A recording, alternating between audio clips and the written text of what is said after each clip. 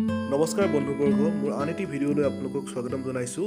আজি আমি উপস্থিত হৈ আছোঁ দুলিয়াজানত। দুলিয়াজান অইল হায়াৰ ছেকেণ্ডেৰী স্কুলৰ প্ৰেক্ষাগৃহত অনুষ্ঠিত হৈ থকা আৰ্ট আৰু এক্সিবিশ্যন মেলাত আমি উপস্থিত হৈছিলোঁহি। এই প্ৰদৰ্শনী মেলাত আমি কি কি দেখিবলৈ পাওঁ বলকচোন চাওঁ।